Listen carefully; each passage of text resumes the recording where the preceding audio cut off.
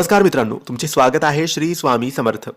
मित्रांनो, 4 डिसेंबर गुरुवारच्या दिवशी दत्त महाराजांची जयंती आहे. या दिवशी हे 3 नैवेद्य स्वामींना नक्की दाखवा. दत्त महाराजांच्या जयंतीच्या दिवशी स्वामींची सेवा केली तरी चालते, कारण स्वामी हे दत्त महाराजांचेच अवतार आहेत. तुमच्या जवळ, घराच्या जवळ, गावात, शहरात दत्त महाराजांचे मंदिर असेल तर तिथे जाऊन दर्शन घ्या. स्वामींचे केंद्र, स्वामींचे मठ असेल तर तिथे जाऊन सेवा करा, मंत्रजप करा, तिथे दर्शन घ्या. गुरुवारी बहुतेक लोकांचे उपवास असतात, पुरुषांचे सुद्धा असतात, आणि मार्गशीर्ष गुरुवार सुरू आहे त्यामुळे महिलांचे सुद्धा असतीलच. तर अशा वेळेस प्रश्न असतो की नैवेद्य काय दाखवायचा, कारण दत्त महाराजांची जयंती ही सणासारखी असते, दिवाळीसारखी असते, दसरा गुढीपाडव्यासारखी असते. तर या दिवशी दत्त महाराजांची सेवा करा, स्वामींची सेवा करा, आणि तुमच्या देवघरातच तुम्ही नैवेद्य दाखवायचा आहे.